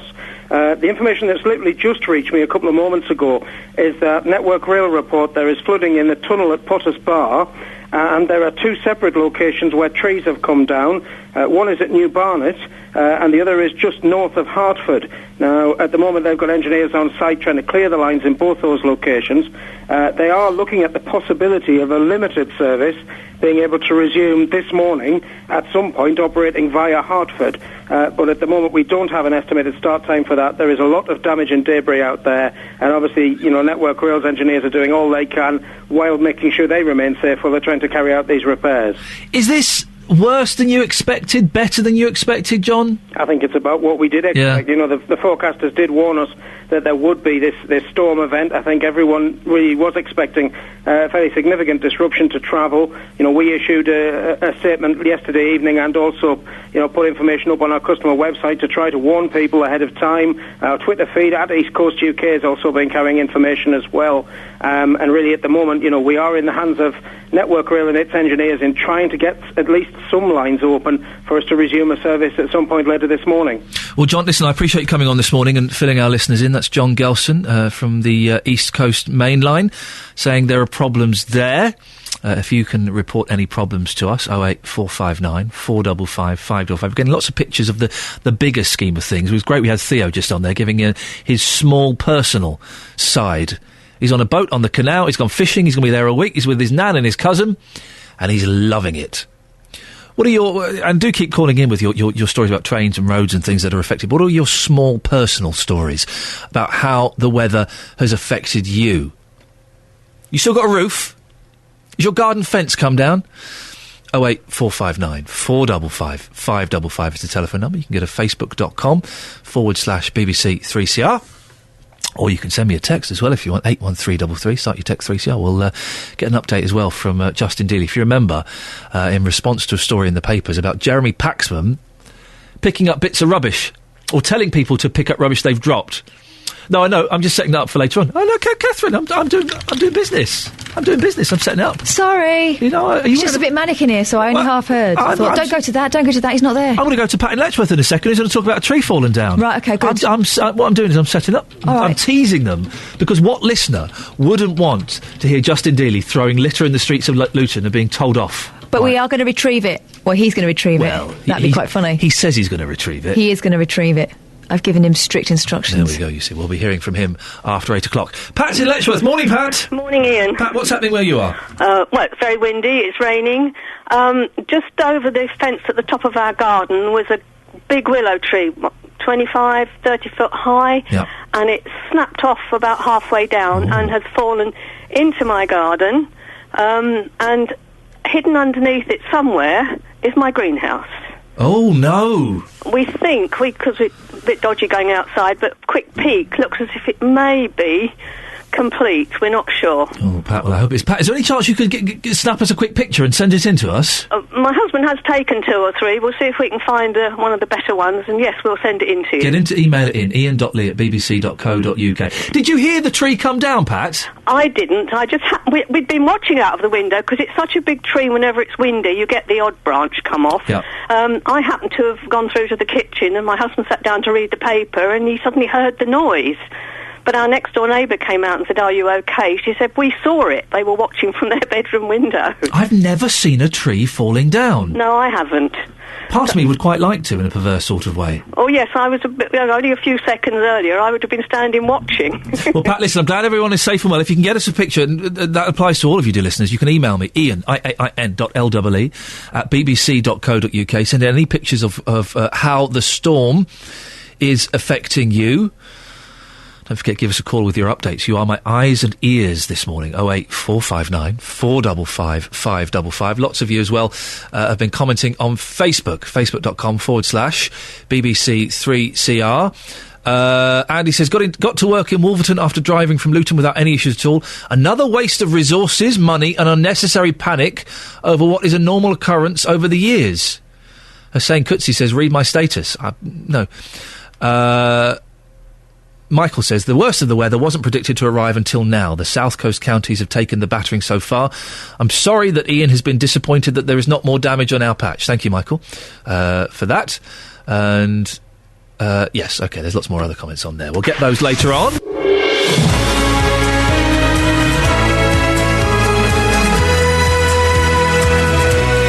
Thank you very much, Barry. Morning, this is Iain Lee, BBC Three Counties Radio. It's stormtastic. We're getting the latest on how the storm is affecting your potential journeys to work and how it's affecting you personally. We also sent Justin Dealey out to drop litter. Yeah, on the windiest day of the year. Did anybody have a go at him and pick him up on not picking it up? And, I don't know, other stuff as well. Facebook.com/BBC3CR. Text 81333, start your text 3CR, or you can give me a call, 08459 455 555. Across beds, hearts and bucks. This is BBC Three Counties Radio. By the way, can I just say, this show, if you can't listen to all of the show, well, shame on you. You can listen again on BBC iPlayer. But there is a weekly podcast of this show, and thank you to everyone who's downloading it. The figures are going through the roof. Wonderful. I do appreciate it. It's very humbling to think that some of you might like to carry me around in your pocket. If you want to listen to the podcast, it's kind of about between 45 and 60 minutes long. It's the best bits as we perceive them. There's some funny bits, there's some straight bits, there's some moving bits, and there's probably some bits of Justin Dealey singing. Apologies for that. Then all you need to do is go to the BBC Three Counties website, click on the podcast button, or if you're familiar with iTunes, go to iTunes, type in Iain Lee, IAINLEE. It comes up, and subscribe to it. And if you leave nice comments, then you'll go to heaven. 08459 455 555 is the phone number. Now, the Prime Minister made a series of phone calls to ensure public safety. First Capital Connect and Greater Anglian have suspended their trains until after 9, and we've been getting loads of calls from you telling me how your route to work has been blocked by fallen trees and accidents. Well, what more does the weather have in store for us? Norman Linner is a chartered meteorologist. Norman, did I get your last name right there? Liner, I apologise, sir. Norman Liner. Norman, tell us, what more can we expect from this storm? It's starting to get better now. The worst of it has passed, certainly through the Three Counties area. The worst of it has passed. Still be quite a windy day, but the big gusts have pretty well gone now. I must admit, I was a little disappointed. I've been stuck in this bunker for several hours, but I was a little disappointed when I got up at 4 and looked out of the windows. And yes, it was very blustery, but there wasn't much else happening. Did the storm come a little bit later than we expected? Did it follow the pattern that we'd been told? No, the timing was pretty right, but it was at any one location. It was always going to be something that was pretty short-lived, only lasting a few hours. So yes, that's the way it was at 4 o'clock in the morning in the Three Counties area. There wasn't a lot happening. It's all happened since then, and it's now moving away. How does it compare to the great storm of 87? I think it was. It's not quite up there, but not so very far away. The biggest wind gust that I've seen measured on land, and it's just about on land, is at the Needles in the Isle of Wight, and that was 99 miles an hour. But there has been a bigger one at a light vessel in the Dover Strait, the Sandetti light vessel. In the hour ending at 7 o'clock this morning, they measured a gust of 105 miles an hour. So it's up pretty close to what happened in October 87, but probably not quite there. I don't know if you've seen the front page of The Express. The Express love a good weather story, or a bad weather story. 24 hours of storm chaos, deadly weather all day, and there'll be more to come. No, well, that's The Express for you. No, the the low pressure centre that's caused this, it's moving very rapidly away. It's over the North Sea now to the east of the Wash, and by this afternoon it'll be over towards Denmark. And the winds in this country are going to be dying down very quickly now. In a couple of hours, it'll be gone even from the most eastern parts of the country. We'll still have a windy, sort of breezy day with showers, but the damaging wind will have gone within the next hour or two. Norman, thank you very much indeed. Chartered meteorologist. Well, maybe I will attempt taking the boys to the Science Museum. Who knows? Now, do you remember earlier on the show, about an hour ago, we spoke to Nadine in Hemel. She was travelling to work. She'd had a couple of problems. One road had been blocked off, so she'd gone another way. That road had been blocked off, so she had a couple more tricks up her sleeve. Well, we thought it'd be nice to catch up with Nadine and find out if she got to work. Nadine's on the line. Good morning, Nadine. Good morning, Ian. Did you? It sounds like you're not in your car. I'm assuming you made it to work safely, did you? No, I haven't gotten there. Oh, what happened? Well, I tried going along the A41 from Hemel to Watford, which was fine. Then I came up to the traffic lights just before the Hunton Bridge roundabout. And when I left there about 10, maybe 15 minutes ago, along with all the bedlam of all the trees and leaves and the wind and everything, the area was completely congested with cars.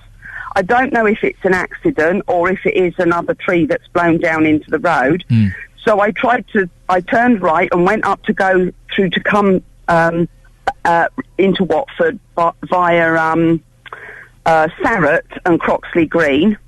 Had to give up and come back on that. Oh. The roads are all really badly flooded. Oh, no. And there was obviously another tree somewhere blocking it because...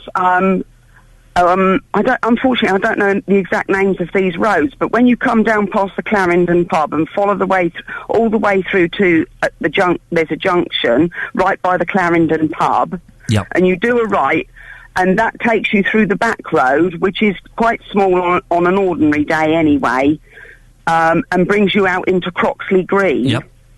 But we never even got along that road. Everybody just had to turn round and drive back the way they'd come. So, Nadine, where are you now? I am actually back at home. Can I just... Right, I thought you would be. Can I just say, we've all done this. We've all done a sickie at work. And the best way to do a sickie is to phone up and say, really sorry, I don't feel very well. I'll try and get in tomorrow. But what we do is, we go, oh, I'm really sorry, boss. I can't come in today. What's happened is, well, first of all, the cat was really sick yesterday. And then we extrapolate and make these huge, big stories... Right. That sounded like what you were doing there, Nadine. You sound like you are using it as an alibi. I swear to you, it's the absolute truth. I believe you. So what are you going to do with your day off? Well, what I will do is I'm going to ring in and speak to them, but what I'll say is I'll probably maybe try again in another couple of hours when all the bedlam, hopefully they'll have cleared some of the roads and the traffic will have died down, but you've got, as I say, congestion on the roads. It's just... And I thought, this is just daft. Yeah. Well, Nadine, listen, I appreciate you giving us a call back. Take the day off. You see, this is where people like Nadine and myself differ. I would. That's it. I've tried. I'm going to take the day off. She's going to have another go in a couple of hours. You see, it's people like Nadine that make Britain great. Simple as. People like me that make it broken. Another person who makes it broken is Justin Dealey. Good morning, Justin. Morning, boss. Now, you've been out to Luton train station. Yep. Lots of problems with all the trains we're finding. No trains on First Capital Connect. That was until 9 o'clock. I suspect that may not quite be the case anymore, as we're hearing of blockages 9 o'clock and at things. The earliest, certainly. People are still turning up, though, aren't they? Yeah, but incredibly. Yesterday, of course, the announcement was made late afternoon saying that all trains on First Capital Connect, they will be cancelled this morning, but people are still turning up to Luton train station trying to get their train as normal. I have been talking to those passengers, and here's what happened. Are you serious? Yeah. I've got work at 9. All the trains are cancelled. Well, if you've got to be in work for 9... Maybe I work at 9. What now? I don't know. I don't know. I've got to take a bus or something, I guess. No, there's no bus either. So no buses on behalf of First Capital Connect taking you into London. How come they cancelled? Because of the storm. It's not even that bad. It's not even that bad, is it? So you knew nothing about any cancellations? They were cancelled from midnight last night until 9 o'clock this morning? I got up about half an hour ago, mate. I've got no idea. Now, sir, again, you're here at Luton this morning trying to get your train into London. Did you have no idea there were cancellations at all? Well, I read on the internet that they might be cancelled, but whether they'd been definitely cancelled, I wasn't sure. So I just came over anyway. Yeah. So what's going to happen now? I just have to wait or go back home. You're going to go home and work from home? Well, all my work is at work, so I cannot work at home. I didn't bring any work with me on Friday, so I may have to wait or just go home. I'm just telling my boss that I won't be able to make it on time. And have you got a good boss? Yeah. You think he'll understand? Absolutely, yeah. Oh, well, I love that first bloke. Are you serious? Yeah. I mean, well, we're talking about this for days, Ian. You know, this big storm is coming, comparing it to 1987, the announcement about cancellations last night, and there he was at Luton train station this morning saying, what storm? What's the problem? Where's my train? Are you serious? He was genuinely very shocked that he couldn't get a train into London. Oh, hang on a second. Gary's in Luton. Morning, Gary. Hello. You've got an update on the trains in Luton, have you? Yeah, I've just been sent away from the station saying there's nothing there till later on today, possibly after 2 o'clock, because there's a train trees down at St Albans, so I'm going home now. So you've been to Luton Station. What time did you get there this morning? Around about 6:30, 7:15. Blimey. So an hour and a half, an hour and 3/4 later on, they've told you, sorry, mate, it's not happening. That's right. This morning we've had no trains, no storm, and we had no Three Counties presenter because he got half the leave. If he tells you, did he? Justin, did you get booted out? Yes, I did. Oh, stop causing trouble, man. Hey, listen, at the end of the day, Ian, you know, sometimes you just have to go and talk to people about the situation. Yes, the station manager came out, he knows who I am, and he told me in no uncertain terms to leave. I could talk to people on the bridge. I said, look, I just want to talk to your passengers about the situation, how they're going to be coping with this, can they work from home? No, leave the station now. Listen to Justin practising his speech for the tribunal, eh? Justin, listen, thank you very much. Gary, I appreciate your time as well. Let's put a call in. Justin, see if you can find out, is that true what Gary's just said? No reason to doubt you, sir, but we should always verify this information that Gary in Luton's saying that he's been told there'll be no trains running from Luton until possibly after 2 o'clock. We'll put in some phone calls. Justin, we'll do a little bit of snooping around and see if we can find out any more about that. Across beds, hearts and bucks. This is Iain Lee. BBC Three Counties Radio. Do Stormwatch! Hang on a second. What we need some sort of jingle, don't we, for all of this? And it'll be something like Stormwatch. Oh, that was good. That's good. Are you going to be doing a Stormwatch with JVS? Pretty much. Yeah, good. Yes. I had a scary drive to work. In fact, I would say this morning's drive to work was probably the scariest drive to work I've ever had. Spooky Halloween drive to work. Why was it so scary? I was driving along, and I'm not exaggerating when I say, you know, the beginning of The Wizard of Oz? Yes. When there's that storm. Yes. And there's all bits of branch and tree blowing across the fields. Yes. Well, I was driving along this morning, and there were kind of open fields on the left and the right, so of course the wind was able to really whip up. There were lumps of tree blowing across farmers' fields. Then as I drove down, there was this almighty crash, and a tree just came whack across the road, blocked off two of the one lane and then the middle bit of the road, so you had to drive all the way round it. Yes. It was really scary this morning. I've not seen The Wizard of Oz for a while, but at the start of that, doesn't the barn take off as well? The barn does take off. I mean, it wasn't quite that bad. So you were, when you said you weren't exaggerating, you were exaggerating. Well, I don't know. Perhaps some barns might have taken off in Beds, Hearts and Bucks. 08459 455 555. Is your barn still on the ground? Sheds, perhaps. Yes. Sheds blowing all over the place. Greenhouses. Have you seen Luton as you arrive in Luton? It's bin day today in Luton. Oh. What a combination that makes. And we've sent Justin Dealey out dropping litter as well this morning. Yes. Jeremy Paxman accosts litter droppers. Good for him. I couldn't do it. Quite right. It is quite right. And if someone chucks a fag packet or something out of their car window, I will flash them and beep them. They haven't got a clue what I'm flashing or beeping them for. But that's because I'm safe in my vehicle. I'm in a tank. I'm like Michael Knight cleaning the streets of LA. But I couldn't do it in person. Oh.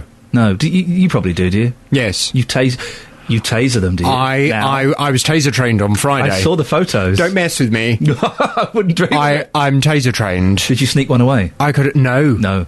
No, the police, they take it very seriously. I mean, I was hoping they'd let me go out on the streets of London with one.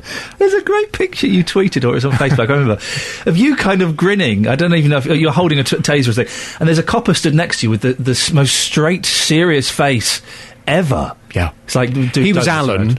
He was Alan, my shadow. Right. And when I told Alan to taser people, he did. Wow. He tasered people Is at my that for the show request. today? No, that'll be on a future show. Oh, it's a taser special. A taser special. Watch this space. I look forward to it. What have you got today, then, if it's not tasers? Well, of course, we're going to talk about the big storm, and I'm asking from 9, are you letting the storm change what you do today? This morning, hurricane-force winds are blowing across the 3 counties, commuter trains have been cancelled, and on the roads, cars are being battered by a flurry of leaves, conkers, and broken branches. What's the matter? Read that last sentence again. The leaves and the conkers one. Well, it's a flurry of leaves and conkers. What are you laughing at? It's hardly trees falling down on them.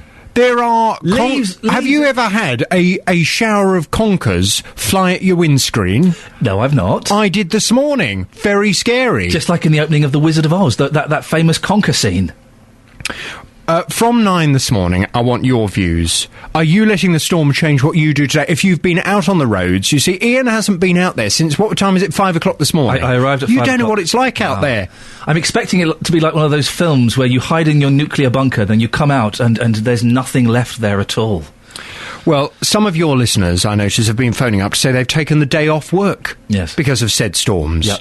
Well, you think they're just having a laugh, don't you? Did you hear Nadine? Now, Nadine, I did hear Nadine. She says she's going to try later on, but that is the kind of... When you phone up your boss and you got to be straight and to the point. I can't come in today because of this. Nadine's story was very tortured. Well, from 9 this morning, I want your views, your experiences. Are you letting the storm change what you do today? Like Nadine, have you decided that it's just too dangerous to get to work? Perhaps you've tried to get to work, but you can't. The roads are all blocked. Or... are you battling through?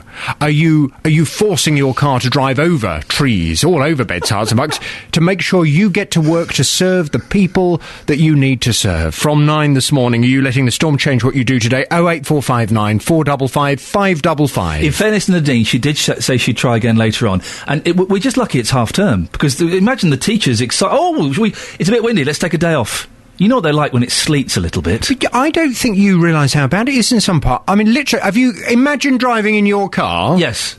And suddenly... half a tree comes flying through the air towards your windscreen. That's what it's like in parts of beds. And apparently there are leaves flying around as well, as you've just said. But you don't really... You think it's just like, a little bit. They're all flying through the air. Okay, fine. Leaves in the air. It's terrifying. You're right. Do you remember Noel's house party, where they used to put all the pound notes into the machine and blow... It's like that.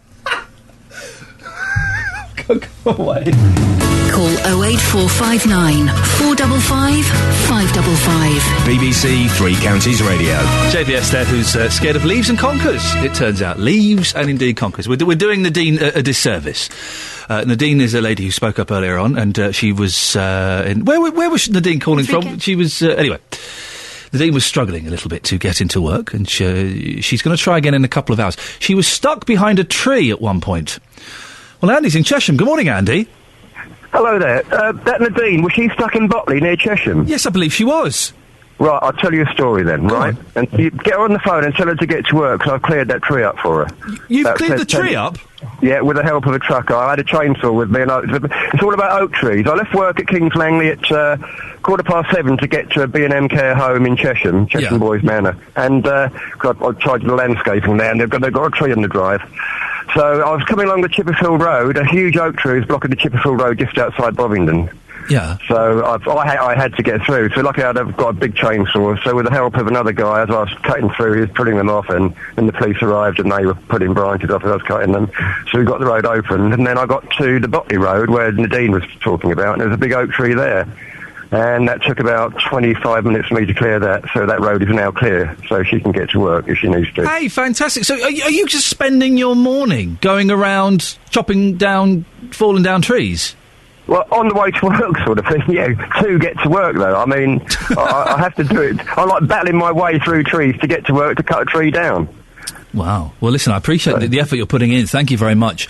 Ben has tweeted, this isn't to me, but I'm just reading his tweet. My neighbours have put a large tree on top of their car to stop it from blowing away. Well, that's nice, isn't it? Jez is in High Wycombe. Morning, Jez. Hello. Jez, what's happening with you and the weather? Well, I didn't sleep very well last night because my wife's away at the moment, but she's in Wales with my son at the moment, so I'm home alone, and I knew the storm was coming, so I didn't sort of sleep very well because I was sort of thinking, is it going to get really windy, and what's going to happen? Is anything going to fall off? And nothing did fall off until I got up this morning. Not my wooden leg. No. I got up, and at about 6 o'clock, it just literally blew up really suddenly. It was literally it was all over within about half an hour, 45 minutes, the worst of it. Yeah. And I was in the bathroom, the lights were going on and off, and there was this terrific bang, and I thought, what the hell was that? Oh my God, and I looked out when it got light, and all the back of we've got a load of roof tiles come off, and we've got a glass outhouse bit at the back, and they've all gone on top of that. Now, have they gone on top of it, or have they gone through it? No, luckily, they haven't actually broken it, because it's like a sort of a plasticky stuff. It's not glass. If it had been glass, it'd have gone through, but it's quite messy. There's bits of wood and all sorts of rubbish out there now that wasn't there before. The trouble is, I can't get out onto the roof to have a look, because obviously our house it goes backs onto the railway, and I don't really fancy getting up on the roof, to be honest with you. Well, don't get up on the roof in the weather like it is today. Don't do a rod hole, for goodness sakes. Exactly. That's what I mean. But I think I'll let the insurance company have a look. Yes. Then after that, I went out to get the bus at 7:15 to get to work, and no buses. I got absolutely drenched. Had to come home and change my trousers. Phoned you guys up. Are you scared? Sorry? Oh, the water drenched your trousers, sorry, yes. No, it's just the age. It's an age thing. There we go, yes. And, so I'm now I'm sort of umming and ahhing about what I should do now about getting to work. Do I leave it till a little bit later on and try and get a bus Jez. Yeah? You know what to do. Take your shoes off, put your slippers on, make a nice pot of tea. Either listen to JVS or put on Jeremy Kyle. You know exactly what to do, my friend. Daytime TV. Come on, there's days like this, and I hope no one's been injured in the weather, of course. I don't want to sound flippant if they have, but days like this are God's get off of work free for a day pass. Yeah, so it's an act Enjoy of it. God then. So that's why I put it down. I phone my boss up and say, sorry, God's given me the day off. Say, God's given me the day off, and if he doesn't buy that, say Iain Lee from BBC Three Counties Radio has backed it up. Okay. Jez, I appreciate your call. Thank you very much. See, this is my attitude is always make a half-hearted attempt to get to work and then give up quite early. You lot, it turns out you've got standards and morals. And you're determined to get to work. Take the day off, guys. Come on, what's going to happen? Britain's in enough trouble as it is, although we had a 0.8% rise in the GDP or something last week, didn't we? Something went up by 0.8%, which means it's a good thing, which means we can take our foot off the pedal a little bit. Well, that's what I plan to be doing. Across beds, hearts and bucks. This is Iain Lee. BBC Three Counties Radio. Morning. Last 30 minutes of the show. We're getting reports of a power cut in Wilstead since 7am this morning. What was that, Kelly Betts? And Nebworth. There we go, you see. Thank you very much indeed. 08459 455 555 is the phone number if you want to give us your stories. We'll be speaking to Justin Dealey in a bit and finding out how he got on with his great litter drop. Joe's in Letchworth, though. Morning, Joe. Good morning, Ian. How are you? Yeah, I'm fine. Now, Joe, you sent us a picture, didn't you, of how the storm has affected you? Yes, a tree came down in the avenue in Hitchin. Very big, tall, old tree. Oh, look at that.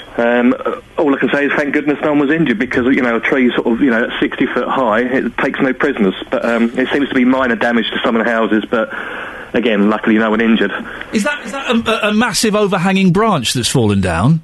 No, that was actually, the tree is actually split down the trunk. Now, if you imagine the circumference is about 5 foot of that tree, and, the type of energy needed to split a tree like that in half and bring it down is just luckily no one's been killed. That is incredible. You can, if you go to our Facebook page, facebook.com/BBC3CR, the picture is up there.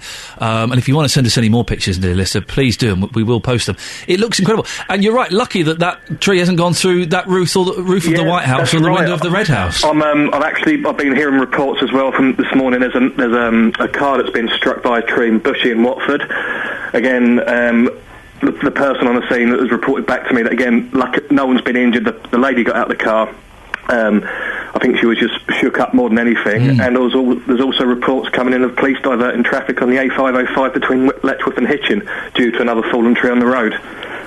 Well, it's all kicking off, Joe. I appreciate that. Jez has just sent me the picture of debris on his roof. Storm hit here at 6 o'clock, was very frightening.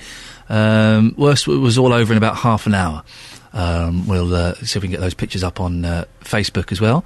In the meantime, there's a story in one of the papers today, probably in a couple, it's in the Telegraph. Paxman skewers litter bugs, spoiling beautiful Britain. He's made his name grilling politicians, but now it appears that Jeremy Paxman is equally ready to turn his gaze on the careless man in the street.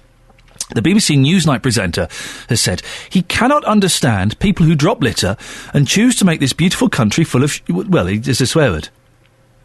He disclosed that he routinely stops people who discard their rubbish and that 9 times out of 10 they apologise and take it away. 9 times out of 10? What does the 10th person do? Well, you may remember a while ago we sent out Kelly Betts to drop some litter and to see if anybody picked her up for not picking it up. This is what happened. So here I go then. I'm walking down the streets of Luton. I've got my chocolate bar wrapper with me. I'm going to drop it in front of somebody and see if they tell me to pick it up. Are you going to pick the litter up? Yeah, I'll pick that up. Why did you say to tell me to pick up the litter? It's pretty brave of you. Because you're leaving rubbish on the floor and you're making a mess in Luton. It's pretty messy anyway. So we should look after it. Excuse me, can you pick that up, please? You shouldn't drop litter on the floor. Sorry. Getting told off. When I dropped litter then, you just stood there and you allowed me to drop it. Why didn't you tell me off? It's up to you, really. But then some people would say that if you dropped it, then you're creating a job for somebody else to pick it up. So you think it's almost a good thing if I drop litter, so that it gives someone a job to pick it up? Yeah, because we pay our council the tax and stuff like that, so we give them a job. We got people in place who will pick it up anyway. Yeah, that's right. Don't worry about it. We've got people in the place who'll pick it up anyway. Well, most people did intervene and say, pick it up. Well, we thought that maybe was because she's a petite young woman. Now, if we send out a big, hairy, sweaty, smelly, unpleasant, ugly, filthy, dirty, foul-mouthed, abusive, it's unusual. You're in the studio, aren't you? Reporter like Justin Dealey, would the effect be the same? Well, Justin, you've been out dropping litter this morning. Yes, do you know what, Ian, how would I describe myself? 6'4", ripped. So, I went out this morning with a large coffee cup and I randomly just threw that onto the streets of Luton. Would people pick me up? Here's what happened.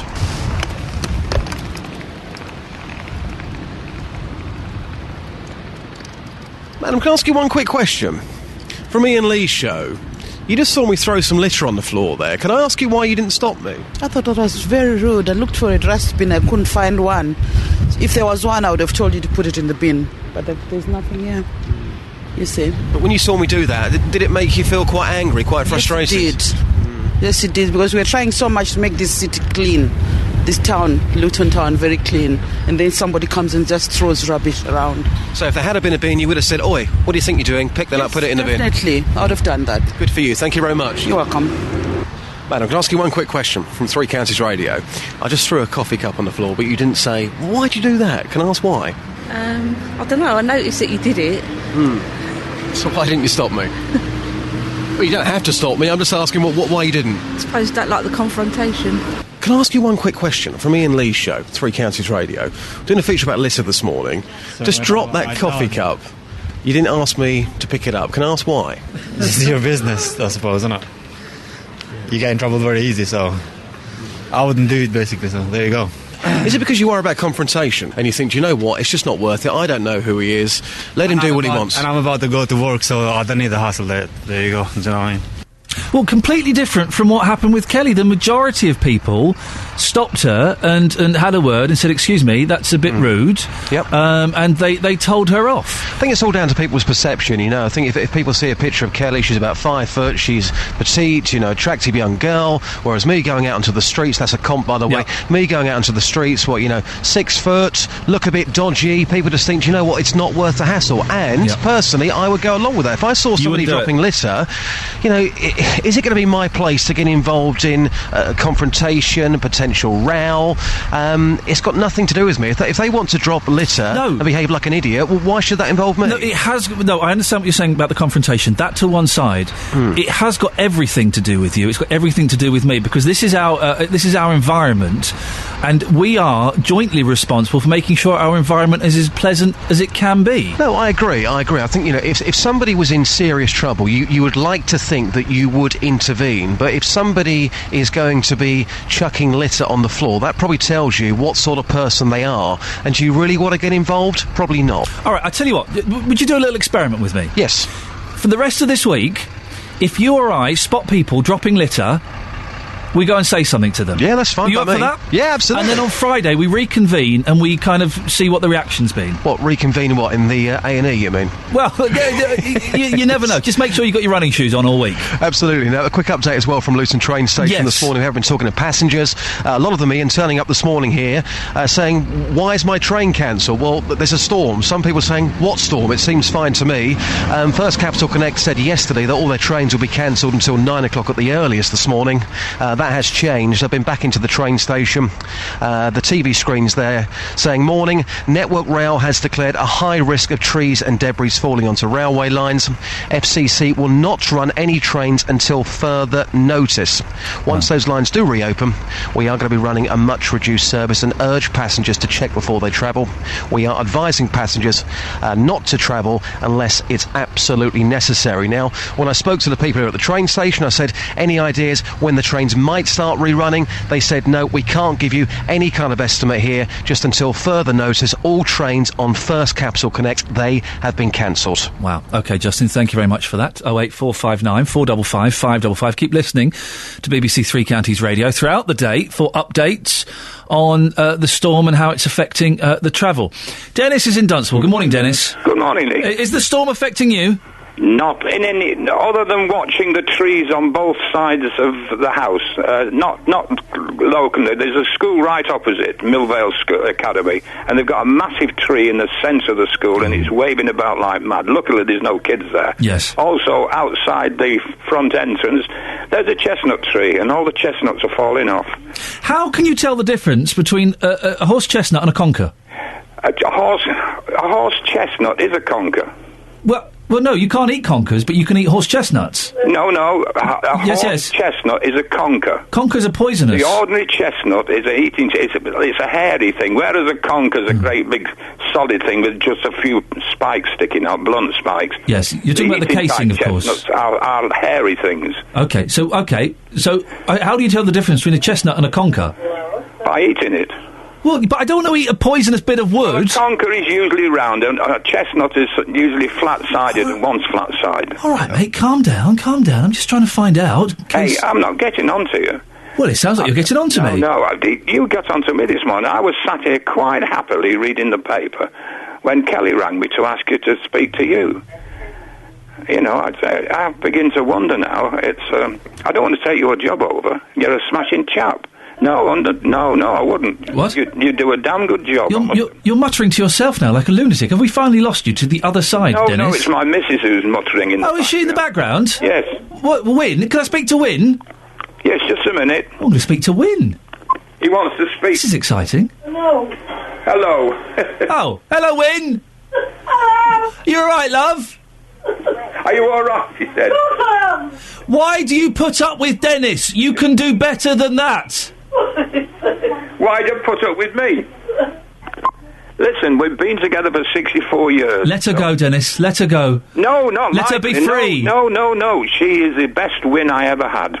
Okay, well, I'm glad to hear that, and it's nice to finally put a voice to the mysterious Win. That's right. Dennis, wrap up warm. We'll speak to you later. Thank you very much. Ta-ta. Bye-bye. There we go. 08459 455 555. I say later on tomorrow at the earliest juncture. Last 15 minutes of the show coming up. We need your calls as to how you've been affected. Your journeys to work, your back garden, your house, and any photos you've got as well. You can post the photos on Facebook, facebook.com/BBC3CR. You could send them to me, Iain.Lee, at bbc.co.uk, and you can give us a call as well. Morning, this is Iain Lee, BBC Three Counties Radio. Where I'm being told now that all Chiltern trains into London are suspended until at least 9:45 because of fallen trees. I suspect it will possibly be a little bit longer than that, but keep listening to BBC Three Counties Radio and we'll give you the latest updates. Well, we started off laughing in the face of the storm. It turns out it did kick in. And boy, did it kick in. We're hearing from lots of you this morning about damage to your property and damage to your cars. And lots of you have tried to get into work but haven't. The trains have been cancelled. No trains into London. 08459 455 555 is the phone number if you want to give us a call. Susie's in Milton Keynes. Good morning, Susie. Hello, Ian. How are you? I'm very, very well, Susie. How are you doing during the storm? Fine. I haven't been outside before. I just took one look out the window and thought, right, that's it, I'm stopping in. It's one of those days, isn't it, Susie, where if you have the opportunity, you look out, you see the grey skies, the rain battering down, the wind, you think, do you know what, I'm quite happy to sit by the radio or watch a bit of TV all day. Exactly. So all these people complaining, and all I want to say is, Ian, I'm on your side, mate. They keep saying that last caller you had was trying to have a go at you. Oh, and yes. I don't think that you need to have a go, need having a go at. Oh, look. You know, they all have a go at you thinking you're an upstart and everything, and you're not. I'm the lady that phoned in before about, I was the one that fell in the biffa bin. Now, if I remember correctly... Yeah. Are you 4'9" or something? No, 4'11.5". I apologise, 2.5 inches off. Those 2.5 inches are vital. Just remind us what happened to you, Susie. Yeah, I fell in the biffa bin. It was inside a biffa bin that was outside, at the back of a charity shop. And there was a bag that I wanted to get at the bottom. And I tried to get into it and I fell in it. And I tried to get out, and I looked like a little meerkat, and trying to get out of this bin. And this copper come round the corner, and I said, "Excuse me," and he was looking everywhere, and he finally spotted me, and he helped me out, and he dropped me. Because he was laughing that much. So hang on a second. You're stuck in a biffa bin. You're a little meerkat going, help! I'm only little! And then the copper comes along. He's wondering where this mysterious voice is coming from. Yes. He sees you. And he lifts you out. How did he drop you, Susie? Basically, he was laughing that much. Oh, gosh. Oh, dear. We were just both in hysterics. And he just dropped me. But you managed... You're not calling from the biffa bin now, are you? It sounds a bit echoey. No, I'm not. No, I'm out of that now. That's I'm in my house. I'm safe. Don't worry, Ian. And is it a proper house you live in? A full-size house? Yes, okay. Well, it's a little bungalow. Okay, all right, fine. Well, that's fair. And you've not fallen in any bin since, have you, Susie? No, I haven't, darling. Well, listen, I always appreciate your calls. I will never tire of hearing you tell me that story. It's the most wonderful story. You stay in, you keep yourself nice and warm. Yes, I will, and I don't want any of your listeners having a go at you, because some of them do. Well, listen... I don't think they understand you, Ian. I don't think they do. You understand me, don't you, Susie? I understand you. Because I think we're both cuckoo. There we go, you see. Susie, thank you very much indeed. This is very kind of it. Listeners phoning up and defending me, that's a first. Margaret's in Nebworth. Morning, Margaret. Good morning. Are you affected by power cuts? Yes, we are. Oh. Our power's been off for about nearly 2 hours now. So I was phoning really to say that you've probably not got so many listeners this morning because we can't turn the radios on. But we managed to find some batteries that fitted our radio, so it's on. And I've also got a contingency plan telephone that doesn't need power either. Oh, like an old-fashioned proper phone you plug in the wall. Yes, I keep it as a spare for when the power goes off. But I'd like to say about that lady that was just on that fell in the bin. Yes. The policeman probably was comparing her to a meerkat. Yes, he probably was. Oh, poor love. I feel so... Poor Susie. She said she looked like a meerkat. Yeah. But I don't know how happy I'd be if a policeman were rescuing me and he were laughing so much he dropped me. Very naughty. Margaret, listen, thank you very much indeed. Oh, Margaret, have you got candles out?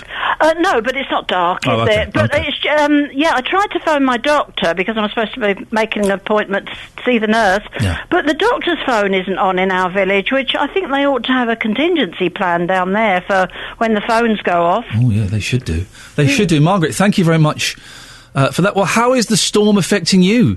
dear listener. 08459 455 555. So, say that again. Sorry, what was that, Catherine? We've got a final count from Andy the Tree Man. Oh, Andy the Tree... Now, Andy is... remind us what Andy's been up to, Catherine. He's been doing a good job today, hasn't he? He's been trying to get into work himself, but he's got a chainsaw, so he's been clearing trees from the road. Which I think is brilliant. He's not been ignoring things. He's been doing... chopping through like Prince Valiant. Well, Andy's on the line now. Good morning, Andy. Oh, I'm on the Amersham Road out. We've got our care home here, Cheshire Boys Manor. We've got a huge oak tree. It's fallen right over the Amersham Road, hanging about 10 foot above the road. So we've got half the road cleared now. I've got a man on traffic control, keep the traffic flowing, and I've got 4 men here cleaning the debris now with chainsaws. So we should have the road open entirely in about 20 minutes, I'd say. So, Andy, what do you normally do for a living? I'm a landscape manager for B&M Care Homes. Beautiful. Well done you for A, doing a cracking job, and B, getting off your backside and helping. It is for all the team. Jim McGee, Gary, all the men here. They've done a fantastic job. Really have. Well, with the people of Beds, Herts and Bucks, Andy, they appreciate the effort that you're putting in clearing up the streets. He's like those kind souls that, you know when it's snowing and you get to see cars stuck in your street and they're spinning away? I go out and push. I'm one of the ones that goes out and pushes them. I go out and put my wellies on and I'll spend an hour outside pushing cars. It's a nice thing to do. We've kind of lost people doing that, haven't we? Going out and helping. Well done, Andy. He spent the morning chopping down trees. Who's this we got on the line now, Catherine? It's Michelle from First Capital Connect with an update. We spoke to her earlier on, didn't we? Michelle from First Capital Connect. Michelle, what's the latest? Hi, I've just come off a call. There is damage to the lines, and there's still severe weather over our route. So what we're saying to our passengers is there's going to be no trains until further notice. Okay. And you have no idea. You have no idea what time that could be. 12 o'clock, 2 o'clock. You've got no. No, we can't give any more information at this stage, I'm afraid. We just need to get the lines cleared. So, yeah, that's the information given our passengers. OK, so obviously keep listening to BBC Three Counties Radio for updates on that. Where can people... what's the website, Michelle, so people can come have a look at your website? It's firstcapitalconnect.co.uk, and we'll keep that up to date. So people can check there, or if they're on Twitter, they can follow us at First FCC. Just to say that again, Michelle, your line dropped out. What's the Twitter name? It's at FCC, so they can follow us on Twitter as well. Brilliant. Listen, I appreciate you getting back in touch. You see other train companies that didn't want to come on today? That's how you do it. You find out what's going on. You don't wait for us to hassle your press department. You phone up and tell us. Thank you very much, Michelle. So, it looks like the trains are scuppered until further notice. I suspect, this is just me, that's going to go until kind of mid-afternoon, I would have thought. Do keep listening, though, to BBC Three Counties Radio. I know Jonathan will pick up the baton after me at 9 o'clock, and we'll let you know what's going on. You can also, throughout the day, share your stories of what's happening and how it's affected you by going to the Facebook page, facebook.com/BBC3CR. And it'd be nice maybe if you could post some of your pictures up there and let us know what's happening.